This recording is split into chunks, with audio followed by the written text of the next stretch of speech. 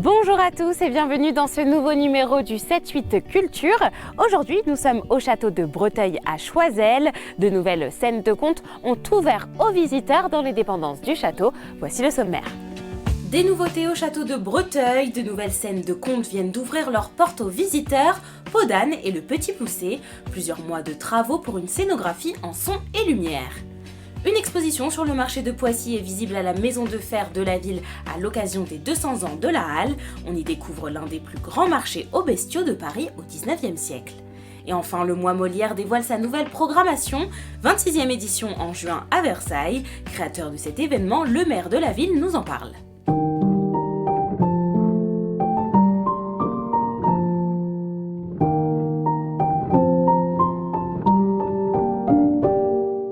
Je me trouve dans le salon Empire du château de Breteuil à Choiseul. Les scènes de contes en son et lumière sont à présent l'ADN du château.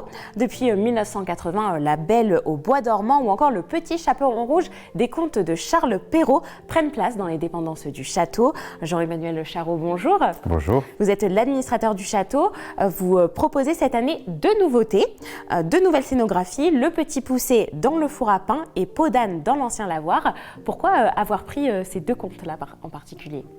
Eh bien, déjà, il faut redonner vie à ces lieux d'autrefois. Donc, Peau d'âne était dans le lavoir depuis plusieurs années, mais elle était devenue désuète. Il fallait moderniser Peau d'âne et puis utiliser toute la technologie moderne plaît beaucoup à notre jeune public. Donc ça a été la première rénovation. Et puis Le Petit Poucet dans le four à pain, là, ça a été une réelle création. Il y avait un ancien Petit Poucet qui était dans un tout autre endroit et qui était difficile d'accès. Donc nous avons entièrement créé le Petit Poucet actuel, avec encore plus de technologie d'ailleurs que pour Peau d'âne. J'imagine que c'est un gros chantier quand même, deux nouvelles scénographies dans votre château. Oui, tout à fait. Alors chaque nouvelle scène de conte représente plusieurs mois de travail pour différents corps de métier. Il y a beaucoup de technologie moderne qui est maintenant utilisée pour plaire au jeune public. Et justement, est-ce que le château de Breteuil mise sur ces scènes de contes pour peut-être attirer des familles? Mais bien sûr, parce que c'est sans arrêt se renouveler. Nous avons beaucoup de familles très fidèles qui viennent 2 fois par an à Breteuil, par exemple. C'est important pour que ces familles, quand elles reviennent, découvrent des nouveautés. Alors les jardins changent bien sûr avec les saisons, mais les scènes de contes doivent aussi, au fil des années, se moderniser. Alors je vous propose que l'on découvre ces deux nouvelles scènes et comment elles ont été réalisées. Alors attention, l'ogre dort profondément. Dans les dépendances du château de Breteuil, une toute nouvelle scénographie est à découvrir dans l'ancien four à pain.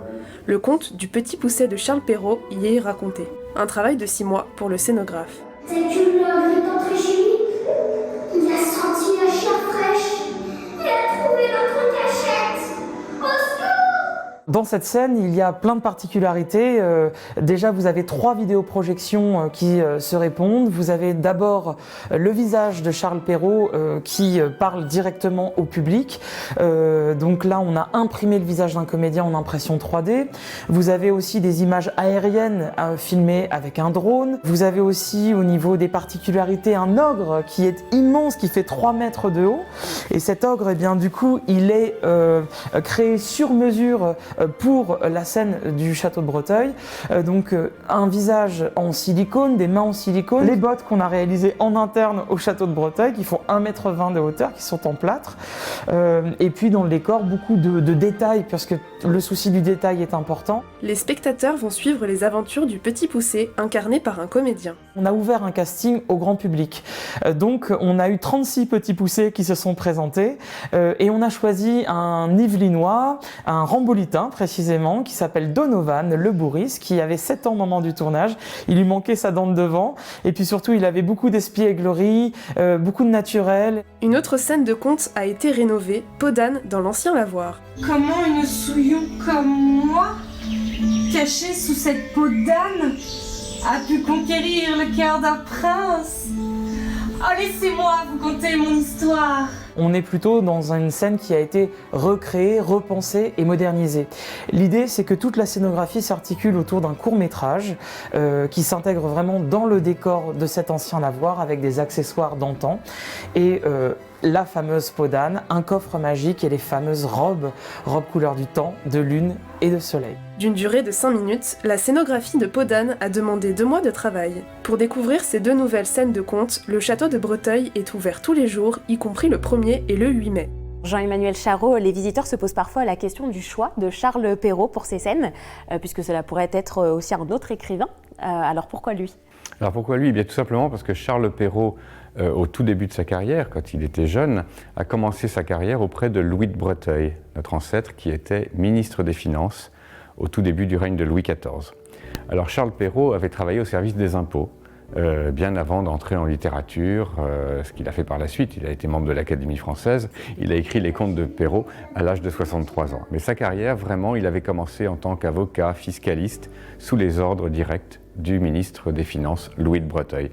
Donc on rend hommage maintenant à cette amitié, cette collaboration de travail entre les 2 hommes. Alors on va parler à présent de la programmation à venir au château de Breteuil. Le samedi 30 avril, vous présenterez un parcours spectacle dans le château aux visiteurs, c'est ça ? Oui, alors cette visite théâtralisée se situera essentiellement au rez-de-chaussée, dans des salons qui sont habituellement fermés aux visiteurs. C'est vraiment une immersion dans l'époque 1900 qui est proposée aux visiteurs. Ils vont se mêler au personnel du château, la femme de chambre qui raconte un peu sa vie, son métier, la gouvernante, le majordome qui va expliquer comment on plaçait les gens à table, les arts de la table, voilà.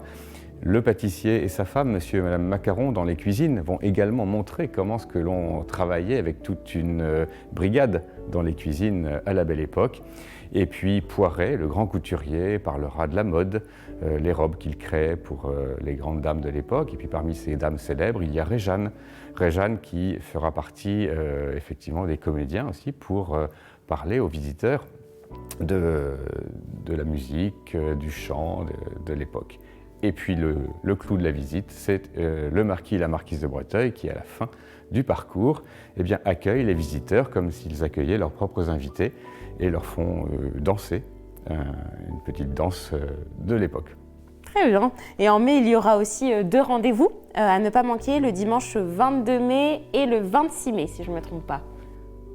Oui, alors le 22 mai, effectivement, là, ce sont les costumes traditionnels régionaux qui vont venir défiler. C'est la 3e année, ça a beaucoup de succès. Il y aura environ 25 couples qui vont défiler. Alors il y aura plusieurs défilés dans l'après-midi et puis de toute façon, ils se promènent dans les jardins, dans toutes les dépendances, toute la journée. Il peut y avoir un couple d'Alsaciens qui peut croiser un couple de Basques, de Portugais ou de Croates. Voilà, donc différentes nationalités ou régions de France sont représentées avec des costumes traditionnels régionaux. Très bien. Et le 26 mai, c'est... Et le 26 mai, c'est l'escrime artistique. Voilà, les Lames sur scène, une association d'escrime artistique vient au bord du miroir d'eau dans les jardins faire une démonstration d'escrime.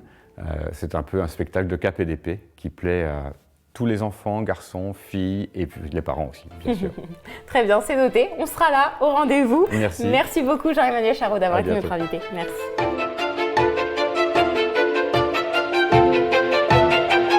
À l'occasion de la naissance de la halle du marché de Poissy il y a 200 ans, l'exposition Bestiaux la Foire est visible à la Maison de Fer à Poissy. Elle retrace l'évolution de ce lieu et de la place de la République, plaque tournante du commerce de bestiaux au XIXe siècle. Au plus fort de l'activité, on arrive jusqu'à 12 000 têtes de bétail qui étaient présentes ici, des bœufs, des moutons et des veaux essentiellement. Il faut imaginer, il y a 200 ans, sur l'actuelle place de la République, à côté de l'hôtel de ville à Poissy, l'un des principaux marchés aux bestiaux de Paris. À l'occasion de l'exposition et des 200 ans de la halle du marché, nous avons fait installer des bâches qui reprennent les principales œuvres artistiques qui sont présentées dans l'exposition. Puisqu'un peu plus loin à la Maison de Fer de Poissy, Bestiaux la Foire retrace l'évolution du marché aux bestiaux de la commune. Le marché, un marché est connu depuis 1000 ans à peu près, attesté depuis 1000 ans, qui s'appelait la foire à l'époque. Mais c'est sous Saint-Louis qu'en fait l'autorisation a été donnée par le roi de commerce des têtes de bétail. Donc on peut parler de 800 ans de marché aux bestiaux sur la ville de Poissy. Après l'ouverture de la halle en 1822, le marché va tripler. Il va atteindre sa taille maximale en 1867 avec 2,5 hectares. Poissy se trouve en fait à la jonction en fait de plusieurs voies routières.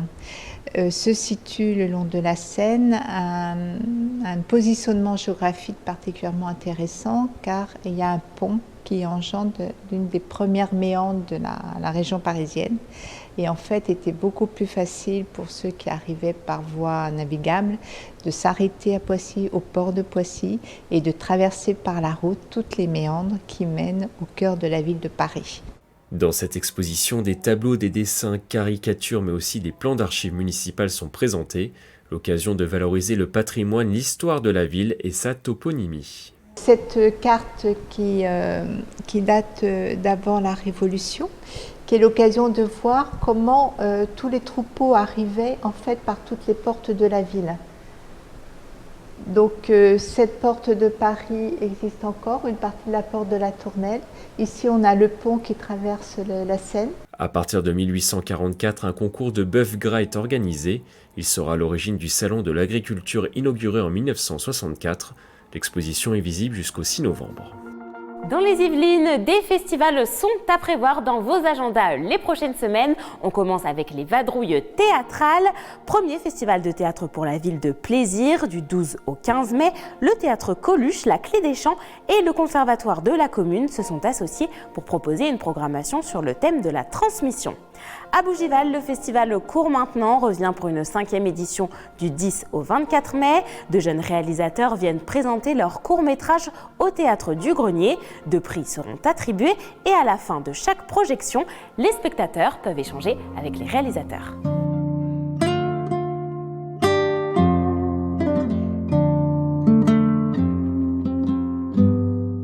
Comme tous les mois de juin à Versailles, le mois Molière revient pour une 26e édition, un mois consacré au théâtre et à la musique.